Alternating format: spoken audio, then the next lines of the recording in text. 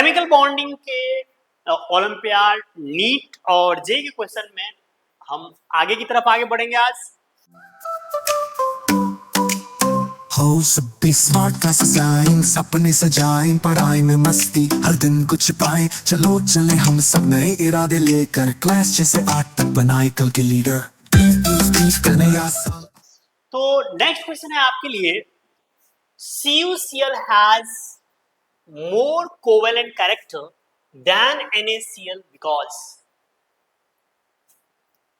अब सुनिए ध्यान से, कोवेलेंट कैरेक्टर कह रहा है CuCl का ज्यादा होता है NaCl से, ऐसा क्यों, वाई?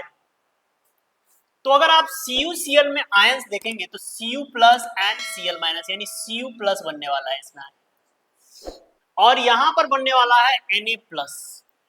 Okay, no problem. तो Cu प्लस का अगर आप कॉन्फ़िगरेशन लिखते हो तो Cu प्लस का कॉन्फ़िगरेशन होता है आर्गन के बाद वैसे इसमें सारे इलेक्ट्रॉन अगर हम भरे हैं तो इसमें 3s2, 1s2, 2s2, 2p6, 3s2, 3p6, 4s1, 3d10, लेकिन कॉपर प्लस होने की वजह से 4s में इलेक्ट्रॉन जीरो होगा, तो 4s को यहां से हटा देंगे आप। तो यहां पर आउटर मोस्ट सेल जो है हमारे लिए वो क्या है, आउटर मोस्ट सेल है 3, थर्ड सेल, और थर्ड सेल में टोटल इलेक्ट्रॉन है 10 और 8, 18, 18 इलेक्ट्रॉन। कोई भी स्पीसीज ऐसा हो जिसकी आउटर मोस्ट सेल में 18 इलेक्ट्रॉन हो, उसको बोला जाता है सूडो इनर्ट गैस। तो ये जो मॉलिक्यूल है इसके आउटर मोस्ट सेल में 18 इलेक्ट्रॉन है, और 18 इलेक्ट्रॉन का मतलब है कि ये Cu प्लस का जो कॉन्फ़िगरेशन है, this is pseudo inert gas configuration, pseudo inert gas configuration. याद रखिएगा, किसी भी एटम के आउटर मोस्ट सेल में 18 इलेक्ट्रॉन है तो उसको हम बोलते हैं सूडो इनर्ट गैस कॉन्फ़िगरेशन, यानी कॉपर 2 प्लस में कैसा कॉन्फ़िगरेशन है, सूडो इनर्ट गैस कॉन्फ़िगरेशन। जबकि अगर आप Na प्लस की बात करेंगे तो Na प्लस के कॉन्फ़िगरेशन लिखेंगे आप, तो ये है 1s2, 2s2, 2p6, 3s में तो 0 इलेक्ट्रॉन हो जाएगा, 3s में पहले एक था। अभी आउटर मोस्ट सेल में 8 इलेक्ट्रॉन है, इसके आउटर मोस्ट सेल में 8 इलेक्ट्रॉन है, आउटर मोस्ट सेल में 8 इलेक्ट्रॉन, और ये नियॉन जैसा है, यानी इसका कॉन्फ़िगरेशन कैसा है, inert gas configuration, inert gas configuration. अब क्वेश्चन ये है कि इन दोनों में कोवेलेंट कैरेक्टर किसका ज्यादा होगा। तो कंसेप्ट ये है, फजांस रूल के हिसाब से पोलराइजेशन जितना ज्यादा होगा कोवेलेंट कैरेक्टर उतना ही ज्यादा होता है। अब आप इसमें चेक करेंगे कि ऑप्शन क्या क्या है। Na plus has more polarising power than Cu plus. ध्यान से सुनिए, अगर कोई इनर्ट गैस ऐसा कॉन्फ़िगरेशन रखता है तो उसका पोलराइजिंग पावर कम होगा, क्योंकि इनर्ट गैस इलेक्ट्रॉन लेना पसंद नहीं करता। तो इलेक्ट्रॉन इनर्ट गैस का पोलराइजिंग पावर जो है वो कम होगा as compared to pseudo inert gas. तो याद रखिएगा, सूडो इनर्ट गैस और इनर्ट गैस में इनर्ट गैस का पोलराइजिंग पावर कम होता है, सूडो इनर्ट गैस कॉन्फ़िगरेशन में पोलराइजिंग पावर ज्यादा होता है। तो यहाँ पर जो पहला ऑप्शन है वो लिखा है Na plus has more polarising power than, ये गलत, दिस इज रॉन्ग। अगला ऑप्शन पढ़ते हैं, copper plus has more polarising power than Na plus, ये सही लिखा हुआ है। जिसमें पोलराइजिंग पावर ज्यादा होगा उसका कोवेलेंट कैरेक्टर भी ज्यादा होगा। सॉरी, तो इसका मतलब CuCl has more covalent character than NaCl। Now बाकी ऑप्शन देखिए, Cl minus has pseudo inert gas configuration, pseudo inert gas electron configuration. एकदम बकवास बात कर रहा है। Cl माइनस एनायन है, अभी हमने दिखाया आपको सूडो इनर्ट गैस कॉन्फ़िगरेशन किसका है, Cl माइनस का पूरी तरह से इनर्ट गैस जैसा कॉन्फ़िगरेशन होगा आर्गन की तरफ, तो ये गलत लिखा हुआ है। Na+ has pseudo inert gas electronic configuration, एकदम गलत बात। तो ये डी ऑप्शन होना चाहिए था, यहाँ पे ए लिखा हुआ है, यहाँ क्या होगा डी होगा। बट हाँ, इसके आंसर क्या हो जाएंगे B for Bombay. B is the right answer of this question, जो कि इसमें लिखा हुआ है Cu+ has more polarising power, क्योंकि इसका कॉन्फ़िगरेशन कैसे है, सूडो इनर्ट गैस जैसा कॉन्फ़िगरेशन है। So B is the right answer. Polarizing power जिसमें ज्यादा होता है, याद रखिएगा, उसका उसमें उस मॉलिक्यूल के अंदर पोलराइजेशन ज्यादा होता है। कैटायन का पोलराइजिंग पावर ज्यादा, तो पोलराइजेशन ज्यादा होगा, और पोलराइजेशन जितना ज्यादा होगा कोवेलेंट कैरेक्टर उतना ही ज्यादा होगा। So B is the right answer of this question. I hope आपको अच्छे से क्लियर हुआ होगा। मूव करते हैं अगले क्वेश्चन की तरफ।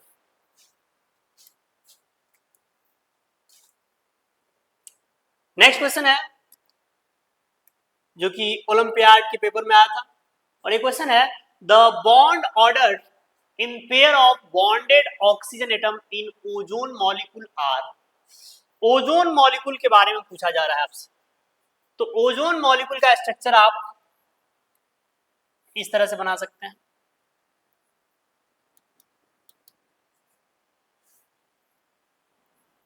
मैं अगर लुईस के कंसेप्ट से स्ट्रक्चर ड्रॉ करूं तो यहां पर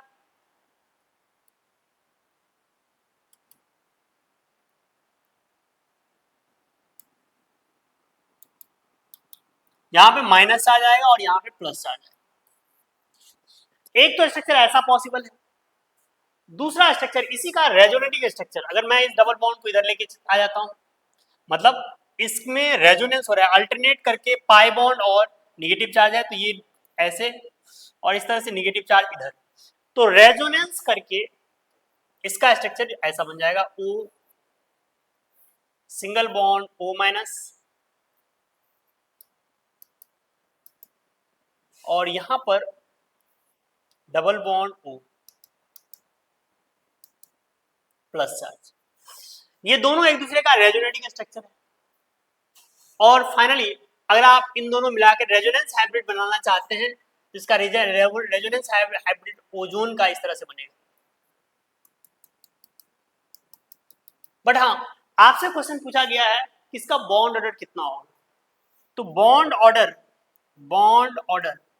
कितना होगा, इसको हम मॉलिक्यूलर ऑर्बिटल थ्योरी से नहीं निकाल सकते, क्योंकि नंबर ऑफ इलेक्ट्रॉन O3 के अंदर हो जाएगा 24। मॉलिक्यूलर ऑर्बिटल थ्योरी से नहीं कर पाएंगे, हमें वैलेंस बॉन्ड थ्योरी से स्ट्रक्चर ड्रॉ करके और रेजोनेंस के कंसेप्ट से हम इसका बॉन्ड ऑर्डर निकालेंगे। रेजोनेंस के कंसेप्ट से जो बॉन्ड ऑर्डर का फॉर्मूला होता है, bond order is equal to होता है number of bond in resonating structure. क्या? Number of bond in resonating structure, resonating structure upon total number of resonating structure, upon total number of resonating structure, resonating structure. तो जो ozone molecule है इसमें bond order resonating structure में number of bond है 1 2 3 यानी 3 upon total number of resonating structure 1 और 1 2 है, 3/2 का मतलब हो गया 1.5। सो बॉन्ड ऑर्डर का वैल्यू हो जाएगा 1.5, या इसको लिख सकते हैं 1.5।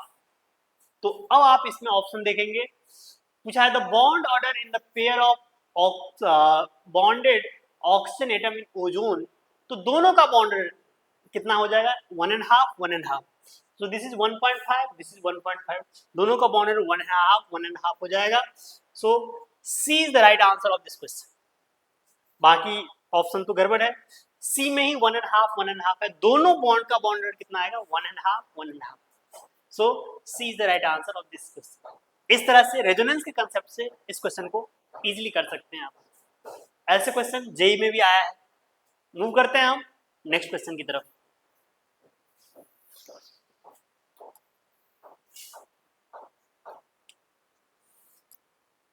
नेक्स्ट क्वेश्चन है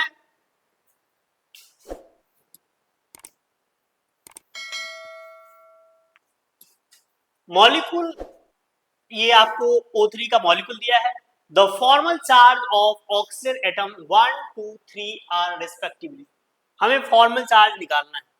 फॉर्मल चार्ज इस ओजोन के मॉलिक्यूल में हमें ऑक्सीजन नंबर 1, ऑक्सीजन नंबर 2 और ऑक्सीजन नंबर 3 तीनों पे फॉर्मल चार्ज निकालना है। मैंने आपको फॉर्मल चार्ज का फॉर्मूला बताया था। फॉर्मल चार्ज इक्वल्स टू होता है number of valence electron minus number of non bonding electron minus half into number of bonding electron, half into number of bonding electron. इस फॉर्मूले का यूज करके आप फॉर्मल चार्ज हर एक ऑक्सीजन पे निकाल सकते हैं। तो सबसे पहले formal charge on first oxygen atom first oxygen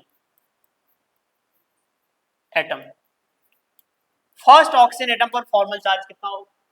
तो number of valence electron, oxygen में वैलेंस इलेक्ट्रॉन होता है 6, तो 6 minus number of non bonding electron का मतलब लोन पेयर इलेक्ट्रॉन कितने हैं? 2, तो 2 minus half into number of bonding electron कितना हो जाएगा फर्स्ट के लिए? 1 2 3 4 5 6 हो जाएगा। तो ये हो जाएगा हाफ इंटू 6, तो ये हो जाएगा 6 माइनस 2 माइनस 3 दैट इज +1। यानी कि फर्स्ट वाला जो ऑक्सीजन है उसमें फॉर्मल चार्ज कितना आने वाला है? +1। अब हम निकाल लेते हैं formal charge on second oxygen atom पे जब आप फॉर्मल चार्ज निकालोगे तो सेकेंड ऑक्सीजन पे फॉर्मल चार्ज हो जाएगा नंबर ऑफ वैलेंस इलेक्ट्रॉन कितने हैं? 6 minus number of non bonding electron मतलब लोन पेयर इलेक्ट्रॉन कितने हैं? 2 और 2 4, तो नॉन बॉन्डिंग इलेक्ट्रॉन कितने हैं? 4 minus half into number of bonding electron कितने हैं? 2 और 2 4, तो यहां पे कितने आ जाएंगे? 4। जब आप इसका वैल्यू निकालते हैं तो ये हो जाएगा 6 माइनस 4 माइनस 2 और इसका वैल्यू कितना आने वाला है? 0। तो सेकेंड ऑक्सीजन पर जो फॉर्मल चार्ज का वैल्यू आया वो कितना आया? 0। अब इसमें है formal charge on third oxygen atom पर फॉर्मल चार्ज निकालना है हमें। थर्ड ऑक्सीजन पे फॉर्मल चार्ज हो जाएगा कितना? 6 minus number of lone pair electron, ये हो जाएगा 2 2 4 और 2 6, तो -6 minus half into number of bonding electron 1 और 1 2, तो यहाँ पे 2 हो जाएगा, तो ये हो जाएगा 6 माइनस 6 0 और -1 दैट इज -1 और टोटल फॉर्मल चार्ज का सम कितना है? 0। बट हाँ फॉर्मल चार्ज कह रहा है कितना कितना था, तो -1 0 एंड -1, तो -1 0 and +1, the very first one is +1, तो +1 0 एंड -1। डी ऑप्शन में ऐसा दिया लिखा हुआ है, डी ऑप्शन में है फॉर फर्स्ट वाले ऑक्सीजन पर चार्ज है +1 देन 0 एंड देन -1, तो +1 0 and -1, so D is the right answer of this question. I hope आपको ये क्वेश्चन अच्छे से समझ में आया होगा। तो मूव करते हैं हम नेक्स्ट क्वेश्चन की तरफ।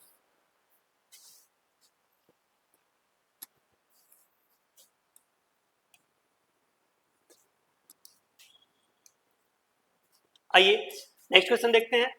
नेक्स्ट क्वेश्चन में दिया हुआ है आपसे the number of electrons in the valence shell of the central atom of a molecule is 8, the molecule is, तो वैलेंस सेल में इलेक्ट्रॉन यानी आउटरमोस्ट सेल में इलेक्ट्रॉन 8 है। किस मॉलिक्यूल के अंदर, किस मॉलिक्यूल में ये पूछा है, मॉलिक्यूल के बारे में पूछा गया है आपसे। तो हम सबसे पहले क्या करेंगे, इन सारे मॉलिक्यूल के स्ट्रक्चर ड्रॉ कर लेंगे और वहां से हमें आइडिया मिल जाएगा कि क्या होगा।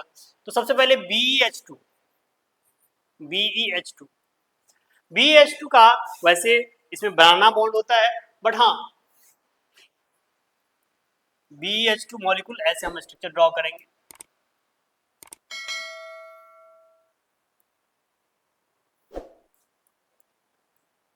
इसका पॉलीमेरिक चेन लाइक स्ट्रक्चर होता है। BH2 में पॉलीमेरिक चेन लाइक स्ट्रक्चर होता है, polymeric chain like structure.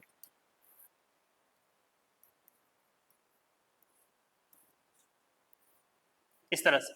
But हाँ, यहां पे याद रखना है, यहां पे इलेक्ट्रॉन है, ये वैकेंट ऑर्बिटल है, ये इलेक्ट्रॉन है, यहाँ वैकेंट ऑर्बिटल है, इलेक्ट्रॉन है, वैकेंट ऑर्बिटल है, इलेक्ट्रॉन है, वैकेंट ऑर्बिटल है, फिर से यहाँ पे इलेक्ट्रॉन है, इधर वैकेंट ऑर्बिटल होगा, यहाँ पे वैकेंट ऑर्बिटल है, यहाँ इलेक्ट्रॉन है और ये हाइड्रोजन है। ये कंटिन्यू है चेन, ये राइट साइड भी कंटिन्यू है और लेफ्ट साइड भी कंटिन्यू। बट हाँ, एक बेरिलियम के बारे में सोचिए, कह रहा है कि जो सेंट्रल एटम है उसके पास कितने इलेक्ट्रॉन है। तो क्या इसमें सेंट्रल एटम के पास 8 इलेक्ट्रॉन है? बिल्कुल नहीं। इसमें देखिए 1 2 3 4, बॉन्डिंग के बाद भी इसमें 4 ही इलेक्ट्रॉन है। तो इसका मतलब सेंट्रल एटम के पास 8 इलेक्ट्रॉन नहीं है, तो ये ऑप्शन नहीं हो सकता है। तो बेरिलियम हाइड्राइड का याद रखिएगा, इसमें बनाना बॉन्ड बनता है और इसका स्ट्रक्चर होता है पॉलीमेरिक चेन लाइक स्ट्रक्चर।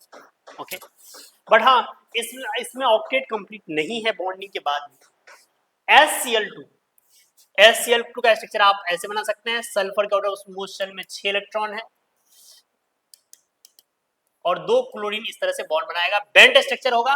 और हाँ, इसमें नंबर ऑफ इलेक्ट्रॉन हो गया है 2 2 4 2 6 2 8, 8 इलेक्ट्रॉन। बॉन्डिंग के बाद इस सेंट्रल एटम के पास इस मॉलिक्यूल में 8 इलेक्ट्रॉन है, तो ये मोस्ट प्रोबेबली यही हमारा आंसर होने वाला है। बट हम बाकी ऑप्शन भी चेक कर लेंगे।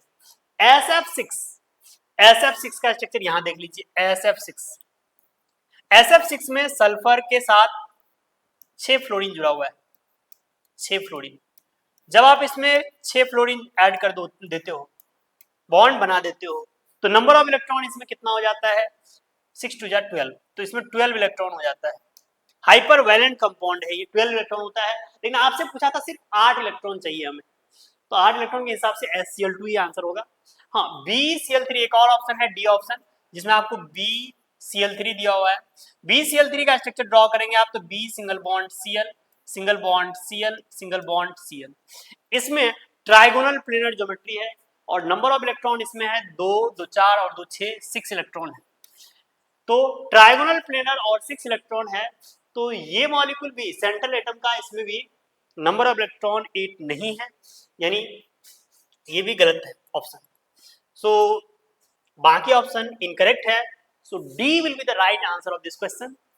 SCl2 इसके सही जवाब हो जाएंगे, तो यहां पर इसका आंसर क्या हो जाएगा? B option, Bombay. Okay, now move करते हैं नेक्स्ट क्वेश्चन की तरफ। ये आपको क्लियर हो गया होगा, इसमें पूछा था 8 इलेक्ट्रॉन किसमें है, तो SCl2 will be the right answer of this question. Now let's move to the next question.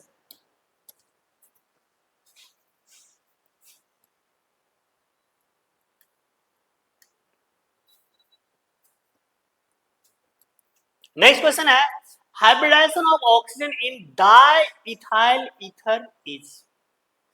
अब डाइइथाइल ईथर क्या होता है? याद रखिएगा, ईथर का फॉर्मूला ऑर्गेनिक केमिस्ट्री में आपने पढ़ा होगा, ROR, रॉर।